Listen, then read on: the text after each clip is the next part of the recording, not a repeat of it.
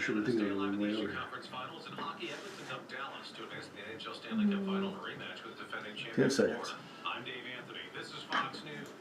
Lawrence County depends on WDXE News. On the air since 1951. This is the legend. 105.3, 95.3, WDXE. And we have made it to Friday, and it's time for Bulletproof Estate Planning with our good friend Stan Pierchoski, and he has a special guest in here with him today. Good morning, Jeff. How are you? I'm good. How are you? Pretty good, pretty good. Good deal. Yeah, it's not really a special guest. It's my chauffeur. Well, at least you should introduce her. I will introduce her. This is my lovely wife, Tammy. She's with me today. And she is actually here as my chauffeur. Oh, all right. There's a little story behind that, not a pleasant one, but I'll share it because it's something I wanted to bring up just to, we talk about estate planning every Friday. Oh, yeah. Oh, yeah. And, really, I hear people say stuff like, well, anything can happen, or, nobody's promised tomorrow. And I get that, and it's 100% true. But, I was to say a couple things happened this last week where, one, we had a very good friend that suffered a pretty devastating diagnosis. Okay? Oh. And that's real early on, so we don't know what's going on, but it really doesn't sound very good. But anyway, and I'm not excluded from this batch of things that can happen to people. I had a similar incident, but not quite as bad as that. But I just woke up one morning last week and I couldn't see. I mean, I could see out of one of my eyes, but it was serious double vision. I mean, so bad that I got into the car to drive somewhere, and I just got a little ways down the road, and I had to call and have somebody come and get me and finish driving for me. I couldn't focus on the road because one of my eyes was just very double vision. Okay? Oh, wow. Now, I can see out of one eye. I have an eye patch, so I can cover one. I can see fine. Yeah. I cover the other one. I can see fine. But when they're both open, they're not talking to each other, and they're focusing. Oh. So I had Wow. it checked out, and that's. It's just there's a muscle that just decided to go on strike. And it's they assure me it's temporary, but it may be 4 or 6 weeks before it works itself out. So wow. It's just amazing that something like that. One day everything's great, and just all of a sudden the next moment it's not. And I even talked to the doctors about that and said, "Really, is that sudden onset?" And they said, "That's exactly how it happened." So, and you never see it coming. I mean, it's just all of a sudden it's there. It's always It's always so darn inconvenient too. Oh, yes, it is. But I'm saying it's a good example of how stuff can change on a moment. That's true. If it's something that would incapacitate me or in a way where I couldn't conduct business and stuff like that, I'd sure want to have a power of attorney in place so somebody could do things for me. That's right. Because now it would be too late. If it incapacitated me, now it would be too late. I can't put somebody in that position. Right. So you need somebody in that position all the time. Which is what we've been talking about for the longest. It is, and that's the point I'm trying to make. I mean, I feel, blessed and lucky that it's just what it is. Right. It's going to be inconvenient for a few weeks, but everything should work itself out. But I mean, anything. I mean, what people say when you say that, there's real truth to what you say. It's not just a saying that. Yeah. Anything can happen anytime. That's exactly what can happen at any time. Anything, and it can be frightening and can be inconvenient, or it can be a real life-changing event. So hopefully it doesn't happen, but chances are good that something will at some given time, especially as we get advanced. We were talking before about getting old. We don't. That's a really nice word. Yeah. We're getting advanced. Advanced age. that softens the blow just a little bit. Softens it up just a little bit. It's But anyway, substitute for that old word. Yeah, but we talk about that when we do those power of attorney, because you've heard me talk about those many times, and how I think that's a very important document to have at any age. Because, Yes. Things, if something can happen at any time, accidents, and back when we're indestructible and do things we shouldn't do, if that happens as a much younger age, you still have the same problem. You need somebody to do things for you. So the power of attorney is a very important document to do, and you hear me talk about it a lot. So yes, anyway, indeed. But yes. hey, we wish you a speedy recovery on that. Well, thank you. Thank you. Yep. Both of you do, right? Yes, and Tammy, I'm sure, really wants it. I mean, both Jeffs want me to do that, right? Just let me know. Just let me know if I'm talking to the wrong one. Listen, you're seeing two of me. This is a pretty bad deal. Oh my gosh. It's really weird. If I kind of look to the right, it's okay. If I look to the left, there's definitely it's a weird thing. That's strange. It's very strange. Yeah. But anyway. But if you look this way, you'll have two wives. That's right.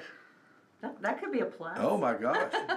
How about that? Yeah. I can think of something I shouldn't talk about the radio, that might be kind of fun. So, well, you know, we had that seminar here back in May the 17th that we're here. Yes. And I don't know if last week, I don't know that I had the specifics on the next one, but I do now. And the next one is, you know, we do them every other month. So the next one's July the 19th. It's going to be over at the Star Theater, because over in Pulaski. Oh, yeah. Lately we've been doing a few of them at Pulaski at the American Legion, because there's usually always something going on at the theater. That Star Theater's nice, though. Yeah, but we get the seating, like, you know, the elevated seating and that. Yeah. So we're going to have it over there. It's a good place to be. It's big, a lot of room, rather than the American Legion this time. Although that's a good place too. So we'll just mix it up a little bit. But that's going to be July the 19th is a Saturday, so it's another Saturday seminar. We do those at 10 a.m. We call it Wills, Trust in the Nursing Home. Yes. That's what we talk about. And, you know, we've got, over the last week or so, we've had several folks interested in getting eligible for long-term care.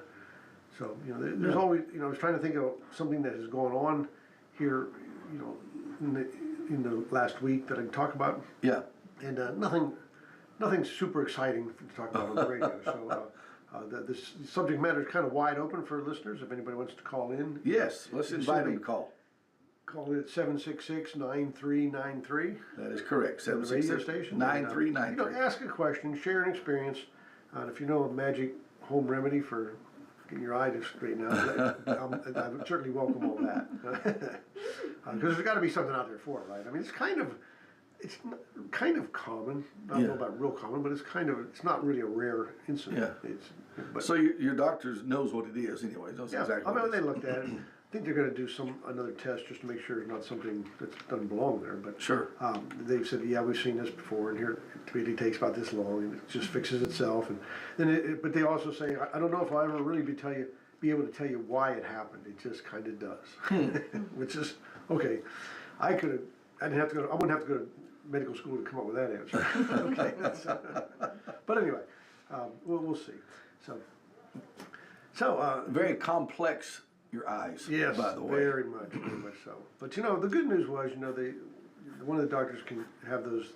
They can dilate your pupils, and they can take the thing and look right into your eye, and I mean all the way in to see the back of your eye, look at the blood vessels, and everything in the eyeball was just fine. You know, there's nothing wrong with that. So it's definitely in the muscles that make it focus, and one of them is just, you know, Being lazy.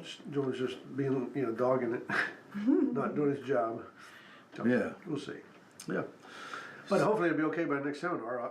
Or if it's not, I'm going to have a great turnout. It's going to be double what you thought. Right? It'll be twice as much, I think. That's right. You can't do that all day because it makes you kind of nauseous. Oh, I'm sure. Yeah. But then if you cover your eye for any length of time, when you take it off, they really are squirrely for about the next hour. Because now it's like they don't know what's going on. So it's hard. My father-in-law, for all the time that I knew him and long before, he lost the sight in one eye. He could only see out of one eye.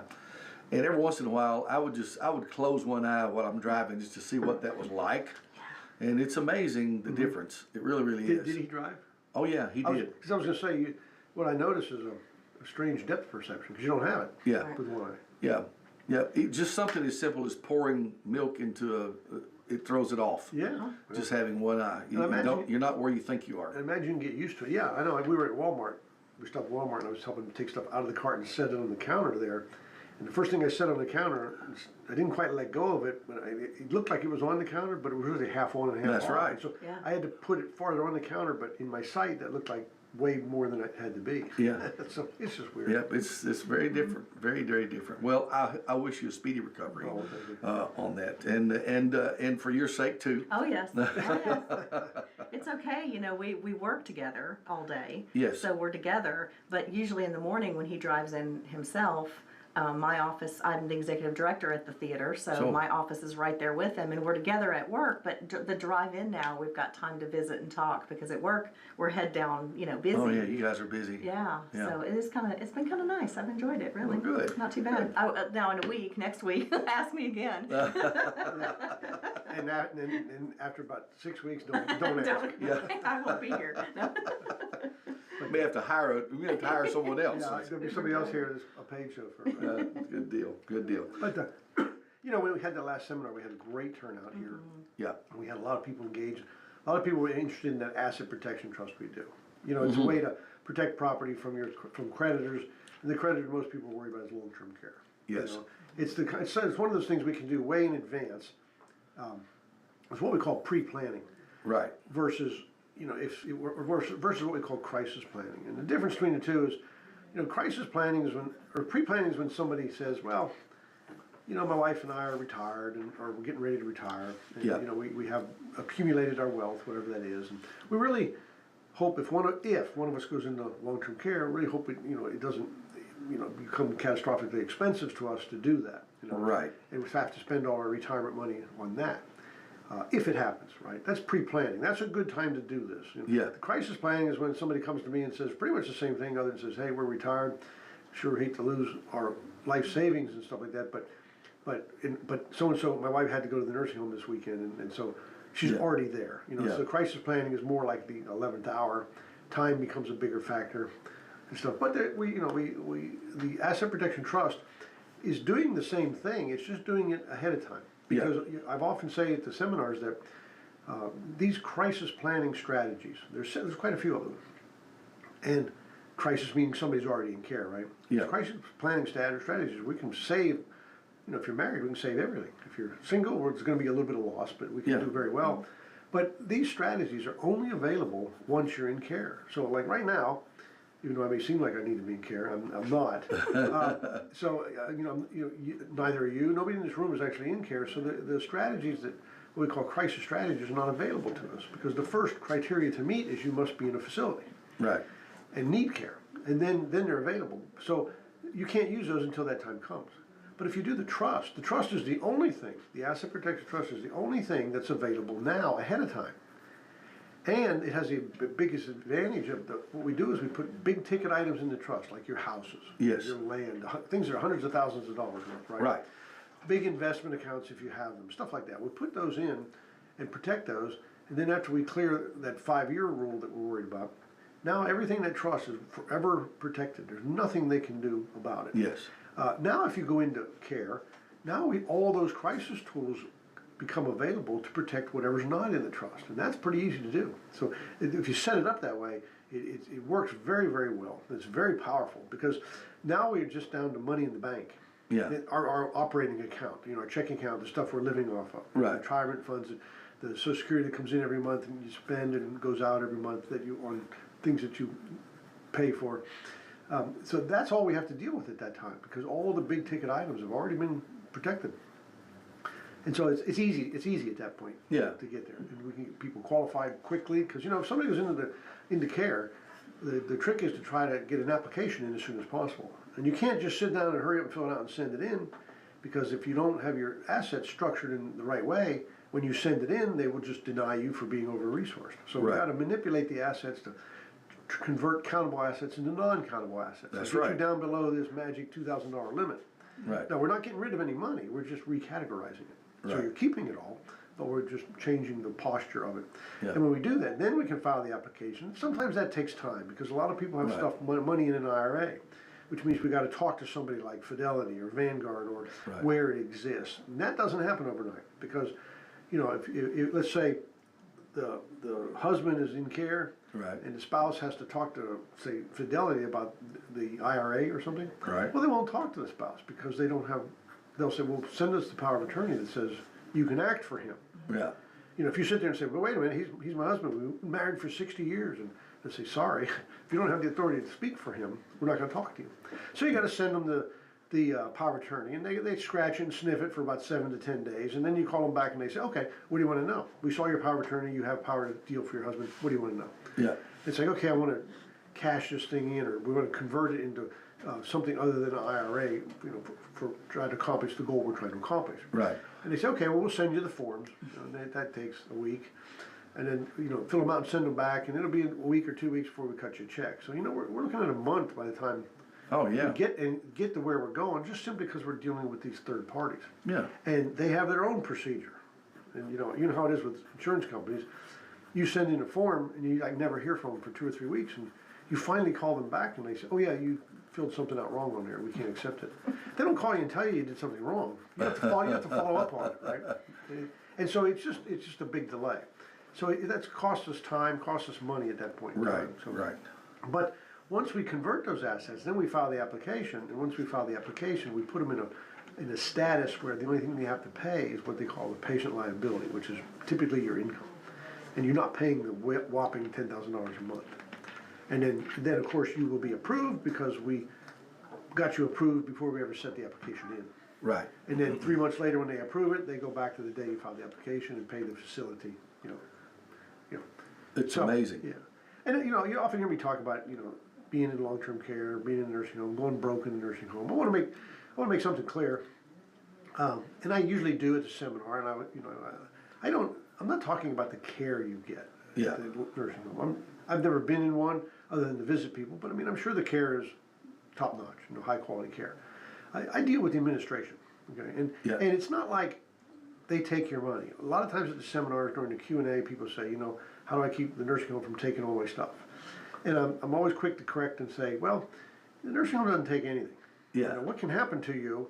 And the TennCare doesn't really take anything, at least not until after death. But right. We'll just talk about that because I think it's something I want to make clear. And the nursing home always gets paid. It's just a question of whether you're paying them or TennCare is paying them, but they always get paid. Yes. And they don't take anything. Some people say, well, this little old lady went into care and they took her house. Yeah. They don't do that. Now, what might happen in a situation like that is she may be in a private pay situation and just had pledged or guaranteed the house as payment.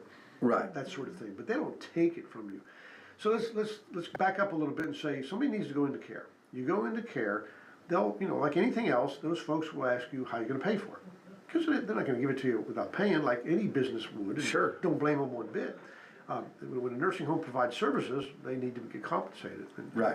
I never advocate to do something where they don't get their compensation. Right. What we deal with is what the statute requires you to do is if you're private paying, the statute requires you to shift the burden to the state. Yeah. Which is TennCare. And then TennCare deals with the nursing home, and they actually pay them. So, I would never advocate racking up a bill with the nursing home and then not paying it. That sort of thing. They get, we want to get them paid because we want to be taken care of. Sure. The question is from that standpoint is who's actually footing the bill. And we're required to shift it to the TennCare because that's the program's for. And that's, if you don't, you can be private paying when you don't have to. I mean, by law, don't have to. Right. Because that's what the program's for. It's not there and then say, well, we're going to make you pay for as long as you can before we pay anything. These rules are clear in the TennCare laws of what the things that we do for folks. Like when you had your father-in-law, we did some stuff for him. Yeah. And those are perfectly acceptable. When we send it in, they know exactly. They look at it and say, yeah, that's okay to do. But I just want to be clear that I'm not beating up on the nursing homes at all. Sure. Especially the care because I'm sure it's the care is good. Yeah. But the whole process sometimes is maybe looked at that way. That we're trying to set things up where the nursing home doesn't get paid. And when I write my letters to the administration, I say, hey, I've got such and such a person who's hired me as a client. And I always put in the letter that our goals are one and the same. We want to get this person eligible so that everybody gets paid for their services, and that's what we always advocate. So, but because there's a way to do that. Yeah.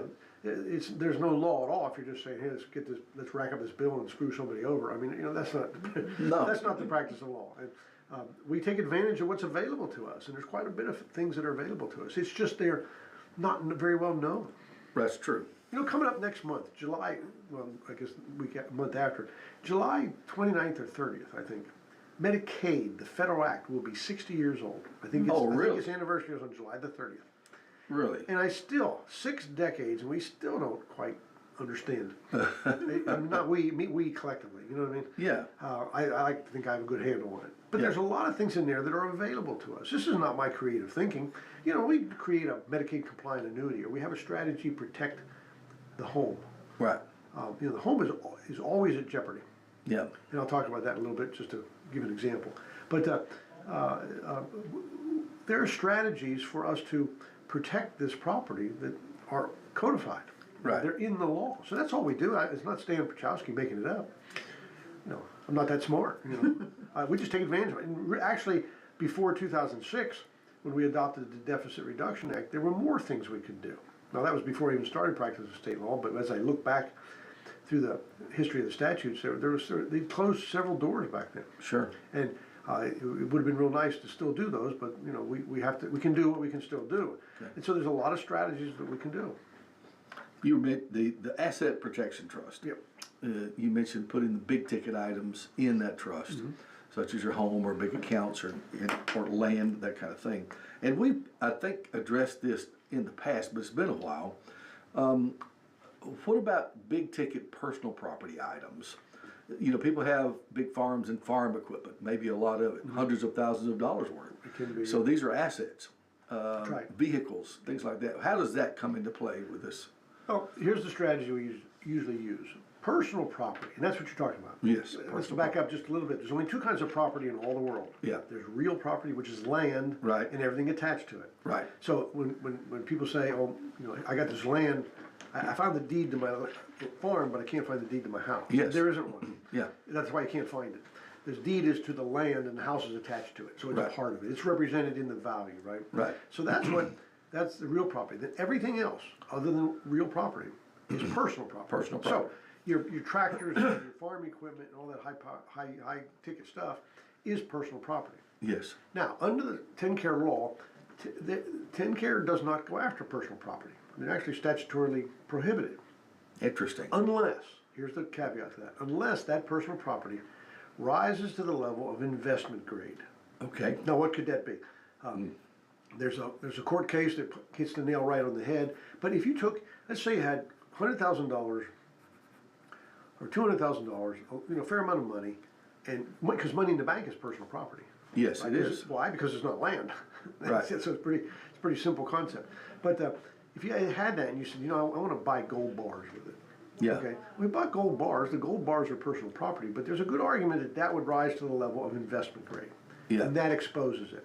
There's a case that came out here, actually a Tennessee case, and it's some years old, but very similar. Where I can't remember how much, but it was somewhere around $400,000 or $500,000 that was invested in like a diamond necklace, diamond earrings, diamond ring, a set and stuff.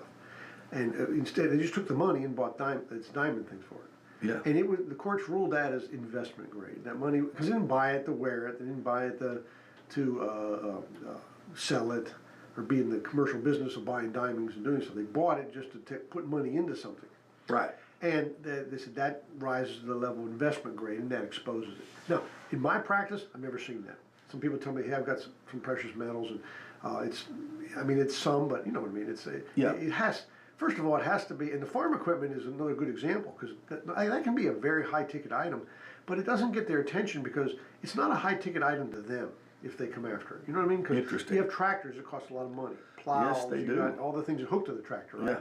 All the implements. But if they come to take something like that, now it's secondhand, it's used, and its value is very, very Yeah. low at that time. And so I've never known them to come after that. Could they? They'd have to pass the hurdle of it becoming investment grade. And I Okay. don't know that they could be successful with that. But you wouldn't necessarily think of putting the ownership of those into the trust. That's where I was leading. We don't put personal property into an asset protection trust for one reason. When we put property into an asset protection trust, we like to leave it there. Once you put it in there, we like to leave it there so it stays protected. And we don't like to put things in there that could change often. Okay. And stuff like that, especially like vehicles. I mean, they're coming, they're going. You go through them. You know, you go. So we don't put that in because there's no reason, because it's not at jeopardy to who the creditor we're worried about, which is long-term care. Yep. Yep. The house is the primary residence is a whole different story, or what we call other real estate. Yeah. That's another simple concept. We have real estate. We can break that down into two categories: your primary residence, which is where you live, or everything else. Yeah. Other real estate. Other being not contiguous, meaning if you have a house that's on 10 acres, but you own 1,000 acres of farmland that actually borders that 10 acres of your house, Yeah. that's all considered the primary residence. It's Yeah. contiguous. Now, if you have another piece of property and there's another landowner in between the two, at least one other landowner, or if it's across town, that's considered other real estate, and that is 100% exposed for the cost of care. Okay. So I did want to talk about the house because the house is a unique asset, and there's ways to protect it, but people are very misled about the protection of it. Just in searching the internet, talking to the people at the facilities and stuff like that. Here's the way it goes. Let's say you have a primary residence, your house. Yeah. It is a countable asset, which means it's available for the cost of care. Just like if you have, let's say you got a $300,000 house and you have $300,000 in the bank. Yep. They're both countable assets. Now, the $300,000 in the bank, you can see, because remember, I say if you have trouble with the concept of a countable asset, the word countable, just insert the words available for cost of care. Right. So the $300,000 in the bank is certainly available. You just have to go and take it out and make payment. That's correct. Now, That's your right. house, your primary residence, is also a countable asset, but it is in a special category, which we call it an excluded asset. Right. Here's how that works. Maybe work better on a whiteboard, but I'll do the best I can on radio, okay? Let's say you got a $300,000 house. If it's a countable asset, and you go into long-term care, and before you're eligible, you have to have less than $2,000 of countable assets, right? Right. How are you ever going to be qualified if you have a $300,000 house that's a countable asset? I mean, that puts you $298,000 over resource, does it not? It sure does. So, how are you ever going to get there? Well, that's the approach a lot of folks, and even attorneys that don't stay in their lane, like my wife says. Yeah. If you don't stay in your lane, it's like you got to sell your house and pay your bill until it's all gone, and then you'll be eligible. Yeah. Now that is a way, but it's not a very bright way. Not a very good way, is it? I would never recommend that. Why? Why when you can keep the house, right? Yeah. So it's an excluded asset, which means we're going to take it out of the countable assets column and put it over here in the excluded column. Now, it's still countable. It's kind of like a tax exemption. You owe the tax, you just don't pay it. Yeah. See, there's a difference between the two, right? So it's excluded. Now, what they do is when they put it in the excluded column, they've just taken $300,000 of countable assets out of your countable column. Yeah. And now you might be eligible. So you apply, you get approved, you're in long-term care, they're paying your bill. You live the average 3.6 years in the facility, and then you pass away. Now, here's the rub on this, because a lot of people say they talk to the facility or the people that will help them do the application, and they say, "Oh, don't worry, your house is a protected asset. You don't have to worry about your house." I object to that terminology because it has a special status, but it's more of a deferred status than a protected status. That's right. So what happens at your death is now they can exercise what's called the Estate Recovery Act. Now here's where the only taking that happens goes on. Right. And it's by the state of Tennessee, not by the nursing home. Yep. So the state of Tennessee, under the TennCare Act, will utilize the TennCare Estate Recovery Act. Right. Which means they can now go after anything that's in the deceased person's estate to the tune of whatever they paid out for them. Now, I just said, let's say that you get eligible, that you're in the care for 3.6 years. They have a long itemized list of everything they spent on your behalf. Yeah. And it's 30-some pages long. I've seen them. And they will produce that and say, yeah, we have a claim on this estate, and we paid $295,000 for this person in the time they were in the nursing home. Yep. And we want paid back. Now, they can get paid back through anything that person has. Now, let's think about this. Remember the house? That's right. You still own the house. It's still there. They just did not use the house against you when they calculated your eligibility. Right. And now they'll come after the house, and they can force the sale of it. And they always do, because they always go after real estate because they can always recover something. Now, a couple of three things can happen. One, there's enough money in that, let's say their bill is more than what the house is worth. Yes. Okay, well, they can force a sale of the house, and they take that, but they can't. There's nothing else to take. That's right. So they take what they can get and move on.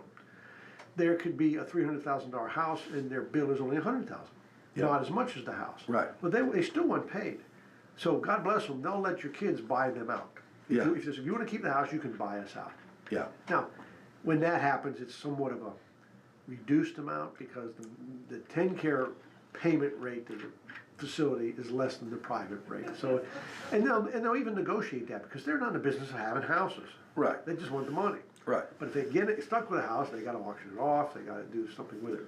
So, and then the third scenario is if they make you sell the house to pay them, they only get what's coming to them. So if you have a $300,000 house and they have a $100,000 claim, and you decide to sell the house and you get the asking price, $300,000 for it, you only have to pay them what they're due. Their lien of $100,000. You get to keep the rest, or you, the heir, after death, get to keep it. But also, all those scenarios either lose the house or encumber it. In other words, you don't get inheritance in one case; you have to buy them back. Right. But there's a way to protect that house. And it's relatively straightforward. You just have to do it at the right time and the right way. And in a nutshell, what we do is, especially if we have a couple, it's different if we have if we're single, and I might not get into that today because it would be a longer explanation, but we'll see. But if you're a couple, what we do is we exclude the house, so we have much less assets to deal with to become eligible, right? We go on and let them exclude the house. Yes. And now we get them eligible, right? Now, as soon as we get the approval letter, as soon as we get a letter that says you're approved for long-term care ongoing, and here's your patient liability from now on every month, and you're approved. Once we get that, now we take the spouse that's in the facility and we have them deed all their right, title, and interest to the house to the spouse, the other spouse. Yeah. Under the spousal, the unlimited transfer rules. But it has to be done the right way. It's not as simple as just doing it. You know what I mean? We have to put a lot of language in the deed that cites the ability to do that, what we're trying to accomplish. And now when we do that, that spouse that's in the facility, when they pass away, they have no indicia of ownership of that house. And that protects it. And now, because all resides with the husband, with the wife in this case. Yes. Now, when I say that, some people immediately go to the fact and say, well, I'm just going to put the whole, if my wife is headed to the nursing home, I'm just going to put it all in my name now. I'm just going to, I get this a lot. People say, my wife is sick, she's not in the nursing home yet, but I know it's going to happen here in the next 6 months because she's getting worse, it's progressive. So I've already deeded the house from her to me, it's all in my name. Yep. That gets us absolutely nowhere because of the timing. Yeah. So it's not, maybe I ought to start reading the disclaimer on the radio show because I'm not giving legal advice. There's much more to it. I'm giving you the concepts and the options, right? That's right. But that I will have time to talk about. When you have a couple and you're at the application stage for one of them, eligibility, right? Mm-hmm. There's no yours and mine. It's all ours. Yes. So if you have a house, it's both titled to you. It's the whole thing is available for the one person's care. So let's say the husband's going into care, the wife is not. Right. So if there's a title, if an asset titled in both names, it's all available to the husband. If you have a bank account that's joint, say $200,000 in a bank account, half is not your husband's, half is the wife. It's all available for the cost of care. That's right. Because they would ask, $200,000 in a bank account, how much can you get out, husband? Well, the answer is all of it. Okay, so we're going to consider all of it countable. Yeah. But my wife is on the bank account too. How much can she take out? All of it. So, well, it's all available to you, so it's all countable. Remember? Right. Countable means available. Right. And so, then it goes even worse. Okay, what's titled to just a husband? That's certainly available, right?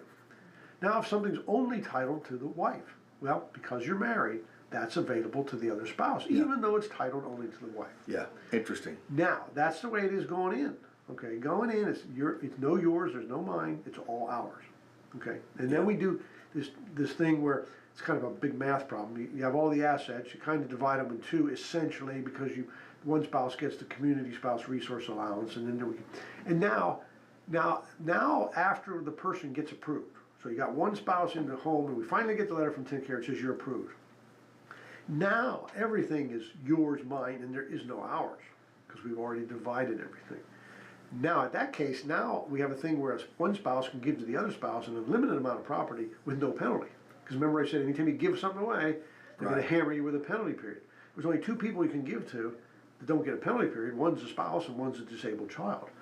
So you give to the spouse your interest in the house because now you can do it. So the exact same thing that if you do it ahead of time, you accomplish nothing. But if you do it at the time you're supposed to do it, you accomplish saving the entire house. You remove it from the equation. So it's the rules again. The rules are there's times to do things and times not to do things. Yeah. And it's not as simple as just say, well, I'm going to put everything in my name, and that way they can't get it and everything. That is a misunderstanding, a trap you don't want to fall in because it's all available when you're married. Yeah. It's just part of the package of being married. Yeah. It's amazing how many times I run into doing the real estate business people who have deeded their property to their kids, at some point because just thinking that this will avoid this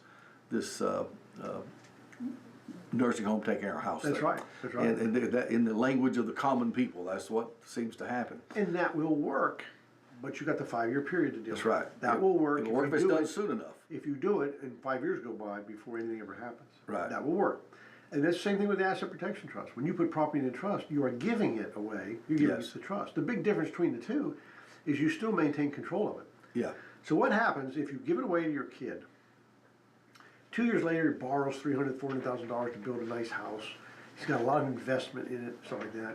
And now, before 5 years is up, you got to go in the nursing home, and you're going to get hit with a really large penalty period. Yeah. You can't afford to private pay, and the only way to cure this penalty is to get the asset back. Yeah. You're not likely to be able to do that. Yeah. I mean, I don't know, working with a family maybe, but Yeah. you know, It's tough. It exposes that asset. Now Yeah. it's not yours anymore. Right. Okay, so you might not be able to get it back. If you put it in the trust, you still maintain control of it. Right. If you put property in a trust and everything goes south after a couple of years, and you need to unwind the trust and pull everything back out, because you know the trust works best if it has 5 years. Yeah. But if you fall short, I mean real short, we still make the trust work if we can get past the midway point. But Right. let's say you put everything in trust, and the goal is to stay out of the nursing home for 5 years, and 6 months to a year later, everything goes south, and you end up going into care, right? You get a stroke or something like that.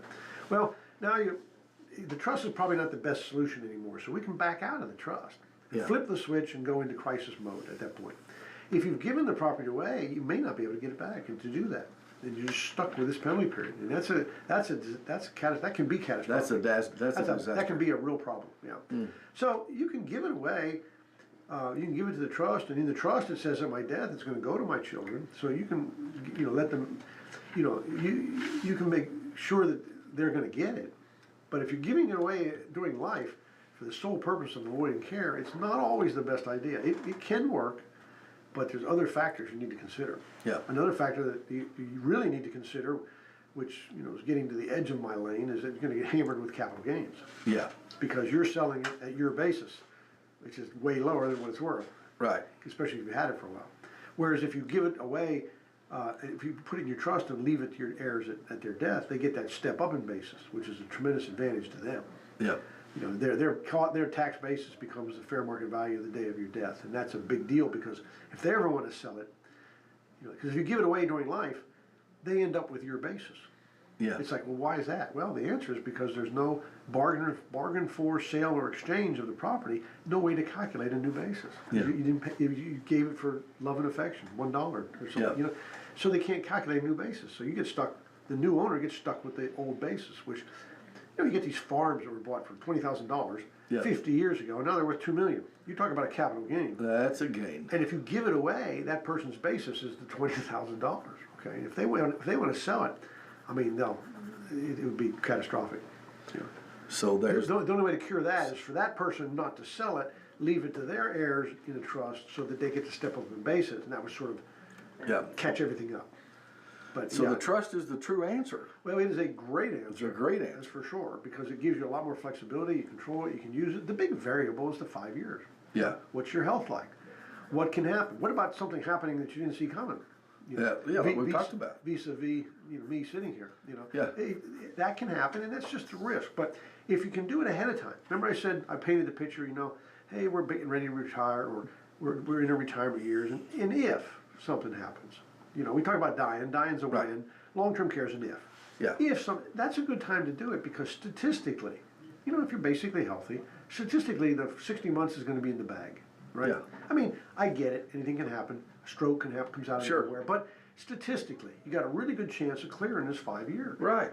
And once that's done, think of it this way. You can't see me in the radio, but I'm holding my hands out, kind of like saying a fish this big, right? If your Yeah. estate is this big, and you've got more than 3/4 of it in there, which is what most people have, because a lot of the value of their estate resides in the real estate. Yeah. And you clear the 5 years. Now the only thing that's not in the trust is this part that's a little bit.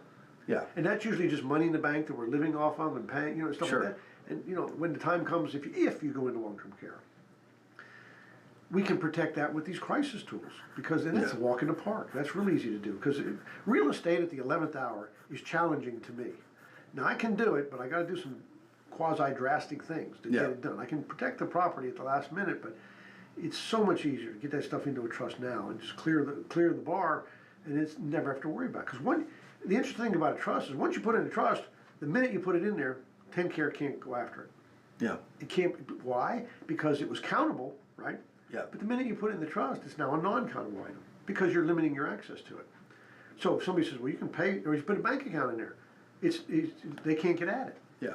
And it's like, well, In Boston, if somebody would say to you, well, you can pay me out of that bank account. No, Right. I can't get at it. We don't have the access to the Right. principal because of the type of trust it is.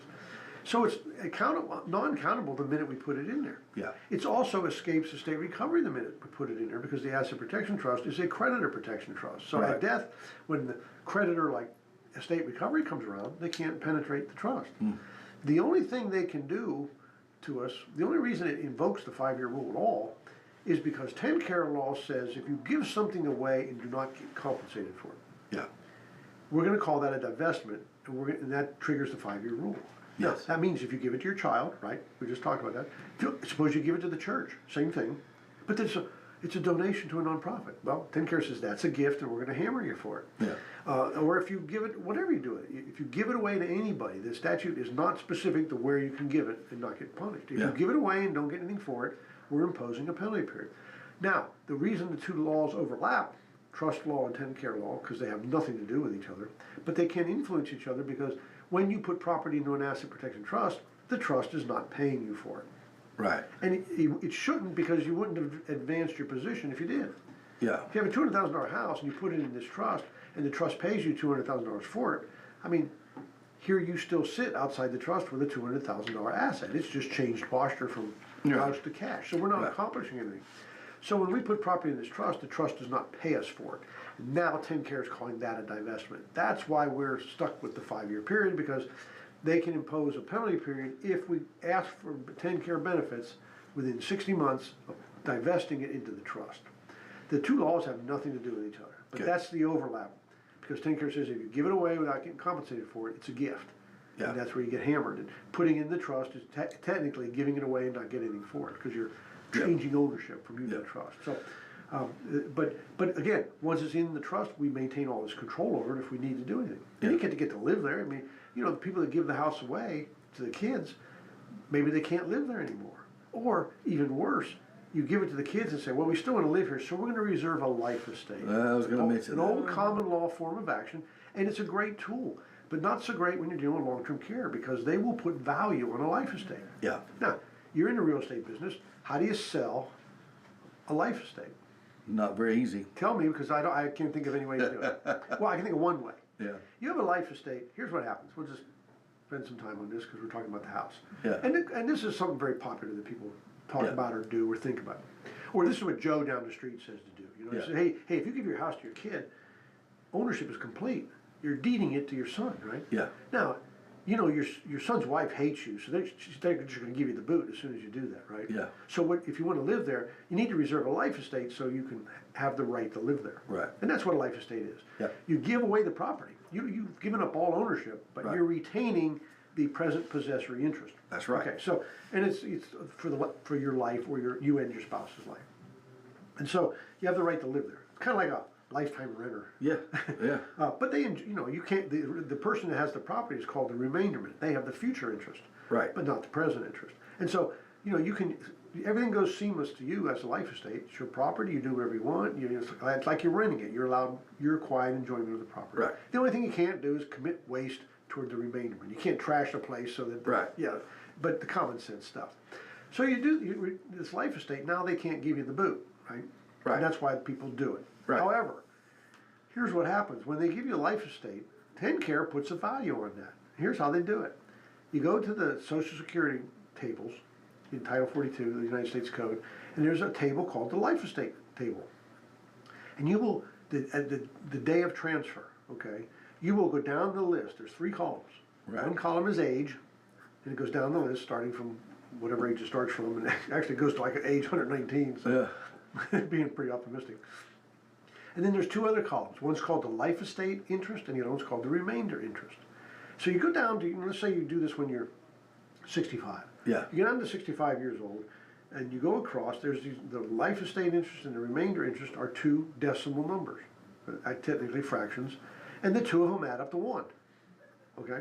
Now, this is getting into math, sorry about that. But and typically at around age 65, the life estate interest is right around 40%. Okay. So let's use a really easy number to use on the radio and say we've given away a $100,000 house. Yes. There's no such thing as a $100,000 house, but Not it's much. an easy number to do in your head, right? Yep. If I say $378,000, it's too hard to do. So $100,000 house we give away. TennCare is going to go down that list and say, okay, the day you gave it away, that house was worth $100,000, so you retained the present possessory interest. Our life estate tables say that's worth 40%. So you only gave away $60,000, and you retained 40. Yeah. So now that is a countable asset. Now you want to go into care. Now what are you going to do? Say, oh, we got to get rid of this life estate. Well, you can't give it away because if you give it away, it's a gift. Right. You see where I'm going? Yeah. And you can't sell it because if you say, I want to sell this life estate, you come to me, a third party, I'm going to say things like, well, gee, I don't know what to pay because I don't know how long you're going to live. Right. If you live a really long time, I'm not going to pay very much for this. Yeah. If you're terminal and you're going to be 6 months to live, then maybe I'll pay more towards what it's worth because I know when I'm going to get it, right? Right. So you can't sell it on the open market. It is absolutely an unmarketable title. The only person that would buy it, I said there was one scenario I can think of, the only person that would buy it would be the remainderman. Right. Because they have the future interest, right? That's right. But if they buy it, now you got the $40,000 that you gave away. Yeah. And they still have the asset. So but we can deal with the $40,000 so much easier than we can deal with the life estate. That's interesting. So, you hear these strategies, and they're on the internet, or there's somebody just thinks it up. Here's what I urge you to do. Talk to me about it, or at least talk to somebody like me that does this, and just before you act. So many people hear something and they go act on it. Before you act, get a little more straight scoop out of it. Make sure, because some of these things, like here's a perfect example. Just like you said, somebody gives a piece of property to their child. People will say, can I do that? Can I give it to my kid? Hey, you can give it away anytime you want. It's your property. You can absolutely give it away, do whatever you want. Right. What you need to know is the baggage that goes with that. The capital gains, it's gone. Yes. Or it's gone, but I'm returned to life estate. You need to know all the consequences of that. Yeah. So now that makes us force us to face, why are we giving it away? Right. Are we giving it to the kid because we always promise it to him and he wants to build on it and farm? Well, that's a different story. But if we're doing it because we're worried about long-term care, it needs to be thought through. Because now enter the asset protection trust because I just create a situation that seems impossible. If you're going to give something away, it's impossible because most people give stuff away when long-term care is relatively in the near future. Yeah. That's why they do it because their mind, the light bulb goes off that my wife's got dementia. It gets worse every year. We need to do something, right? Well, the question comes up: is there ever time to give something away to protect it that it'll work? Yeah. Enter the asset protection trust now while you're still healthy. Right. It's a perfect solution. But we're giving it away, but we're if you give something away, just like we talked about to your kid, when they hit you with that penalty period starts the day you applied your application. Yes. Even if you gave it away 3 years ago, or if you gave it away 4 years and 11 months ago. Yeah. The penalty period, whatever that is, the penalty period is not limited to 5 years. There's no limit for that. That's based on the value of what you give away. Yeah. But that penalty starts the day you file your application. Whereas with the trust, we can make the penalty period start the day you put it into the trust. Yeah. And that's an advantage, especially if we fall short of the 5 years. We can take advantage of the time we're already in the trust and just get to 5 years at that point. But if you give it away, like I say, if you give it away now, you're stuck with a different penalty period. And if you put it in the trust, we can take advantage of that. Just we give it away now, the clock starts now. Right. But I'm not in a nursing home. I'm not sick yet. That's okay. Right. We're starting the clock now while we're healthy, while we have a very high statistical probability of clear in 5 years. Right. And that's a big advantage to that. And it works Very like a much champ because I've got some of my trust have matured. Yeah. And they're home free, and some people have actually gone into care. And now you have all tools available to you. The crisis tools are always available to you, but only until you're in care. The asset protection trust is the only thing available to you beforehand. Right. So if you do the asset protection trust, put the big ticket items in it, then if you go into care, you got all the crisis tools available to just deal with what's not in the trust. It is the best of all worlds. Yeah, absolutely. Absolutely. It's very simple to protect literally everything when we have that set up. Dealing with estates as I do when it comes to selling for the estate. I've wished many, many times that people had planned ahead much, much better and spared their families what they were going through trying to get this done. And you can so much if you'll consult with someone like Stan and do some real pre-planning. And I would just encourage anybody, number one, come to your seminars. Number two, set up an appointment and have that meeting. You've got a name for that meeting. Yeah, it's called a family vision meeting. And just to make it easy for folks, this is not, let me just make it clear. I do these seminars, right? Yeah. I also have a recorded version of the seminar for people who can't make it or are in a hurry. I encourage heavily that you come to the seminar or watch the recorded version. Right. And here's why. I offer certain incentives to you if you do that. So if you do that and you say, hey, I like what's in here, I'd like to talk to you some more. Yep. We have a family vision meeting that's up to 2 hours long. And I offer that at no cost. Okay? Yeah. And I also say in the video, I say, if you've sat through my video or sat through my seminar, we offer an incentive in the cost of the trust plan, right? But I'll do the family vision meeting, and if at the end of the meeting you just say, you know what, this is just not for me. I mean, we'll part friends. I mean, there's no cost for it. I give that time freely. Take advantage of it. Yeah. But you have to watch the video or come to the seminar for me to extend those incentives to you. Yeah. In other words, if you want to walk in cold off the street and just say, tell me the difference between a will and a trust. I mean, I'm going to spend all my time on this 2 hour meeting going over fundamentals. But if you pre-educate yourself, and I give you the opportunity to do that, then you get the incentives and stuff like that. There's so much. It works better on my end because when we have the meeting, now we're going to hit the ground running because we know which way you're kind of wanting to go. You already know how it works. Right. We'll start talking about the specifics and get into the weeds and stuff. But you know what information to bring with you too, to think this thing through. It'll help you in many ways.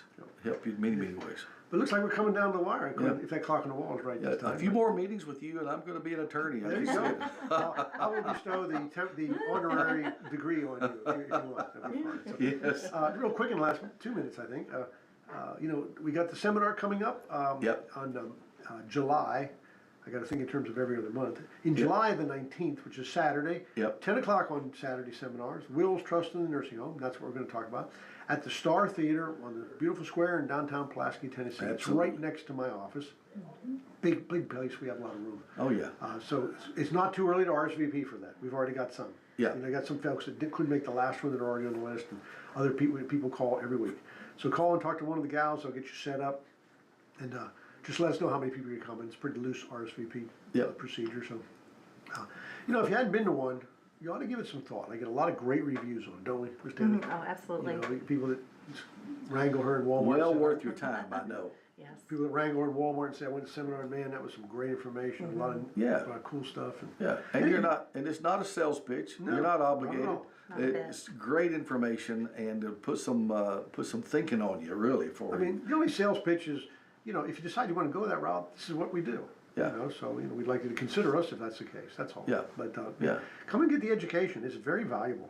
It's very valuable. So, Stan Pierchoski Estate Law, located in Pulaski, Tennessee, on that beautiful square right there, next to the Star Theater, and a lot of activity on the square. Is there something going on at the Star Theater that they got a production going on?